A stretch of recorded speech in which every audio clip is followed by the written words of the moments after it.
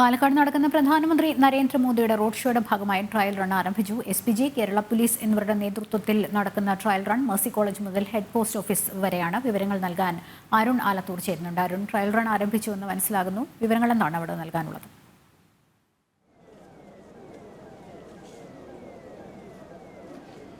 ലക്ഷ്മി, പ്രധാനമന്ത്രി നരേന്ദ്രമോദിയുടെ പാലക്കാട് റോഡ് ഷോയുമായി ബന്ധപ്പെട്ട് ട്രയൽ റൺ ആരംഭിച്ചിരിക്കുകയാണ്.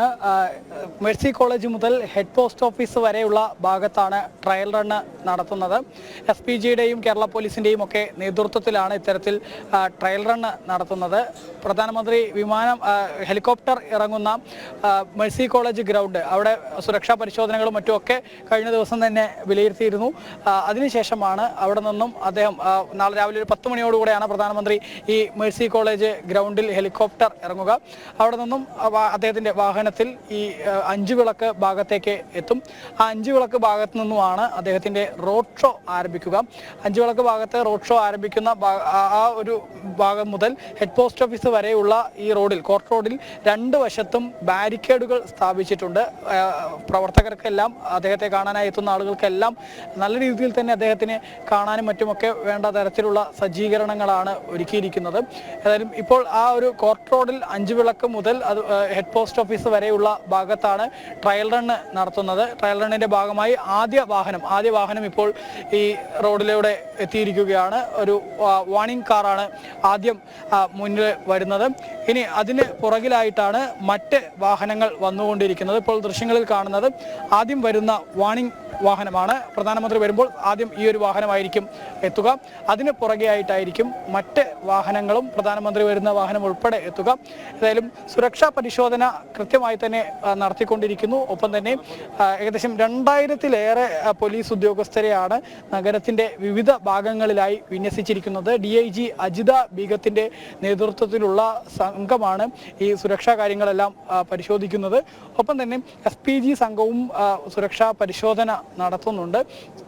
നാളെ ഏതായാലും നമുക്ക് കറക്റ്റ് ഈ ഒരു സമയത്തൊക്കെ പ്രധാനമന്ത്രി കൃത്യമായി ഈ മേഖലയിലേക്ക് എത്തിച്ചേരും എന്നുള്ളതാണ് കണക്കുകൂട്ടൽ. അദ്ദേഹം ഈ തുറന്ന വാഹനത്തിൽ യാത്ര ചെയ്തിട്ടായിരിക്കും പ്രവർത്തകരെ അഭിസംബോധന ചെയ്യുക എന്നുള്ളതാണ് നിലവിൽ ലഭിച്ചിരിക്കുന്ന വിവരം. എല്ലാവരെയും ആവേശഭരിതരാക്കിക്കൊണ്ട് അരുൺ, നമുക്കറിയാം അദ്ദേഹം റോഡിലേക്കൊക്കെ ഇറങ്ങി ചെല്ലുന്ന, ആളുകളുടെ ഇടയിലേക്ക്, ജനക്കൂട്ടത്തിലേക്ക് ഇറങ്ങി ചെല്ലുന്ന ഒരു രീതിയൊക്കെ ഉണ്ട് അദ്ദേഹത്തിന്. ഇപ്പോൾ ഈ ദൃശ്യങ്ങളിൽ നിന്ന് മനസ്സിലാകുന്ന അരുൺ, ഈ ട്രയൽ റൺ എന്ന് കൂടാതെ അനധികൃതമായി പാർക്ക് ചെയ്തിരിക്കുന്ന വാഹനങ്ങൾ ഉൾപ്പെടെ പോലീസ് ഇന്ന് തന്നെ അവിടെ നിന്ന് അങ്ങനെ മാറ്റി, അങ്ങനെയുള്ള സജ്ജീകരണങ്ങൾ കൂടി ഇന്ന് ഈ ട്രയൽ റണ്ണിന്റെ ഭാഗമായി ചെയ്യുന്നുണ്ട് എന്നുള്ളതാണ്. അതങ്ങനെ തന്നെയാണോ?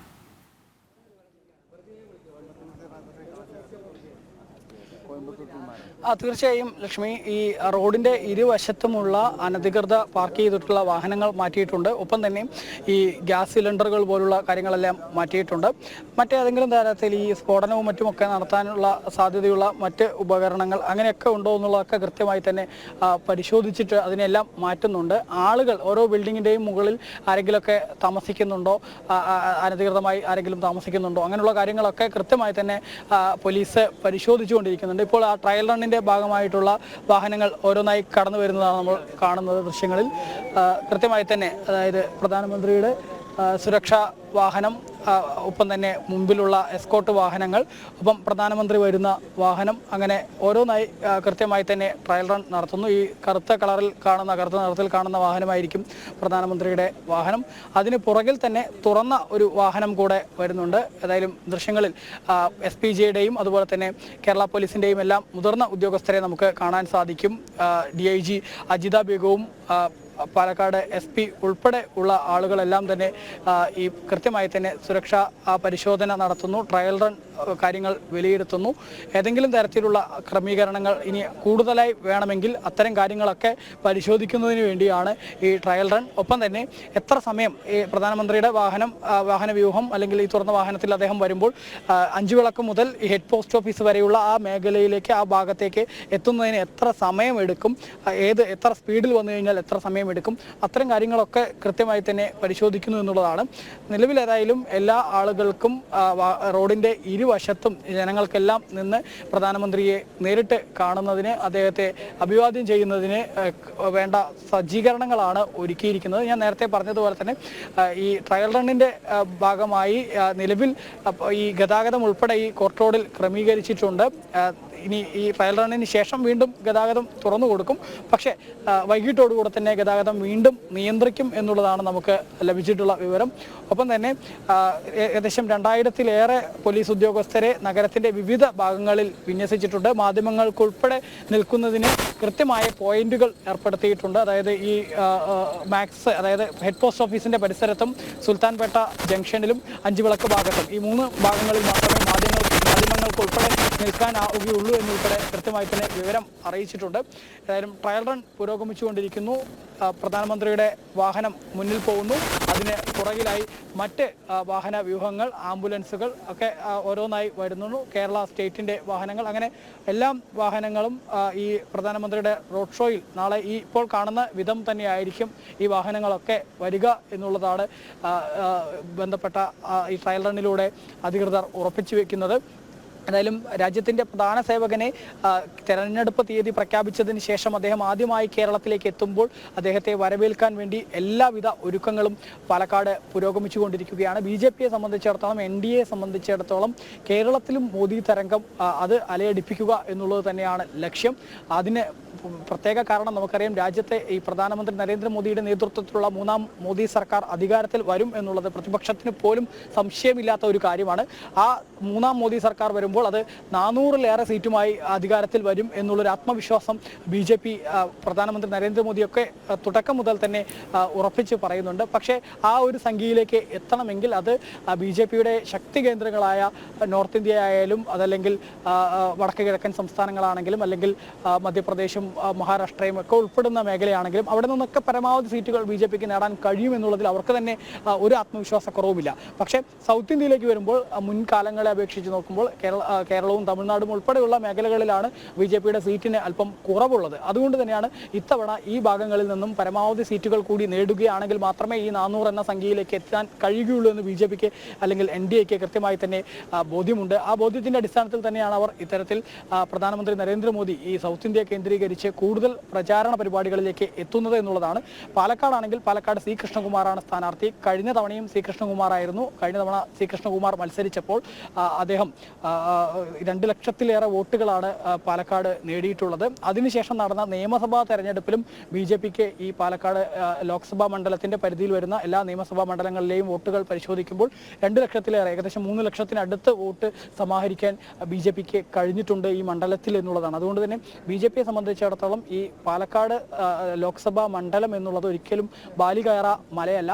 കാരണം പാലക്കാട് നിയമസഭാ മണ്ഡലത്തിൽ കഴിഞ്ഞ നിയമസഭാ തെരഞ്ഞെടുപ്പിൽ മെട്രോമാൻ E. ശ്രീധരൻ മത്സരിച്ചപ്പോൾ ഷാഫി പറമ്പിൽ CPMന്റെ ഉൾപ്പെടെ വോട്ട് ലഭിച്ച് ജയിക്കുന്ന തരത്തിലാണ് കാര്യങ്ങൾ പോയത്.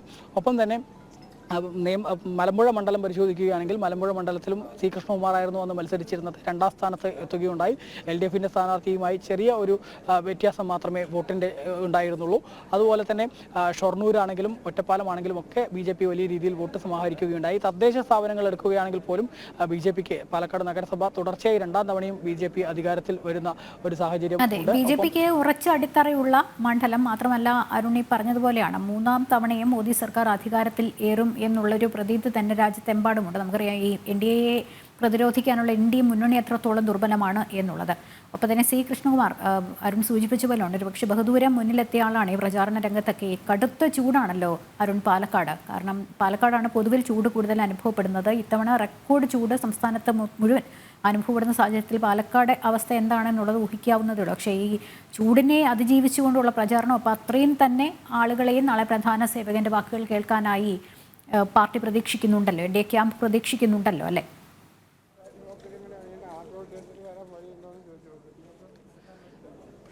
തീർച്ചയായും ലക്ഷ്മി, 1,00,000-ലേറെ ആളുകൾ ഏതായാലും പ്രധാനമന്ത്രിയെ കാണുന്നതിന് വേണ്ടി, അദ്ദേഹത്തെ അഭിവാദ്യം ചെയ്യുന്നതിന് വേണ്ടി നാളെ എത്തും എന്നുള്ളതാണ് BJP കേന്ദ്രങ്ങളിൽ നിന്നും ലഭിക്കുന്ന വിവരം. ലക്ഷ്മി സൂചിപ്പിച്ചതുപോലെ ചൂട് പാലക്കാട് വളരെയധികം കൂടുതലാണ്. 39 ഡിഗ്രിയിലേറെയായി പാലക്കാട് ചൂട്. പക്ഷേ ഈ തെരഞ്ഞെടുപ്പ് പ്രചാരണത്തിന്റെ ആ ഒരു ചൂടിൽ രാജ്യത്തിന്റെ പ്രധാന സേവകൻ തന്നെ നേരിട്ട് എത്തുന്ന വേളയിൽ ആ ചൂടൊന്നും ആളുകൾക്ക് ബുദ്ധിമുട്ട് സൃഷ്ടിക്കില്ല എന്നുള്ളതാണ് നമുക്ക് മനസ്സിലാക്കാൻ സാധിക്കുന്നത്. കാരണം രാജ്യത്തിന്റെ പ്രധാനമന്ത്രിയെ ഒരു നോക്ക് കാണുക എന്നുള്ളത് ഏതൊരു ആളുകളെ സംബന്ധിച്ചിടത്തോളമാണെങ്കിലും വലിയ ഒരു ആഗ്രഹമായിരിക്കും. അത് നമുക്ക് പൊതുപരിപാടികൾ സംഘടിപ്പിക്കുമ്പോൾ അദ്ദേഹത്തെ ഒരുപാട് ദൂരെ നിന്ന് കാണുന്ന ഒരു അവസ്ഥയായിരിക്കും. അതുകൊണ്ട് തന്നെ തൊട്ടടുത്തൊന്നും കാണാൻ കഴിഞ്ഞില്ലല്ലോ എന്നുള്ളൊരു സങ്കടം ഉണ്ടാവും പലർക്കും. പക്ഷേ ഈ റോഡ് ഷോ നടക്കുമ്പോൾ നമുക്കറിയാം സ്വാഭാവികമായിട്ടും ആളുകൾക്ക് വളരെ അടുത്ത് തന്നെ പ്രധാനമന്ത്രി. അതുമാത്രമല്ല, നേരത്തെ സൂചിപ്പിച്ചതുപോലെ ജനങ്ങൾക്കിടയിലേക്ക് ഇറങ്ങി ചെല്ലുന്ന ഒരു രീതി കൂടിയുണ്ട്, അങ്ങനെ ശീലം കൂടിയുണ്ട് പ്രധാന സേവകൻ. അങ്ങനെയൊക്കെയാണ് നാളത്തെ പ്രധാന സേവകന്റെ വരവിനെ അത്രത്തോളം ആവേശത്തോടെയും പ്രതീക്ഷയോടെയും പാലക്കാട്ടെ ജനങ്ങൾ ഉറ്റുനോക്കുന്നത്. അരുണാണ് വിവരങ്ങൾ നൽകിക്കൊണ്ടിരുന്നത്. ട്രയൽ റൺ ആരംഭിച്ചു, അതിന്റെ ദൃശ്യങ്ങളുമാണ് പ്രേക്ഷകർ കണ്ടുകൊണ്ടിരുന്നത്.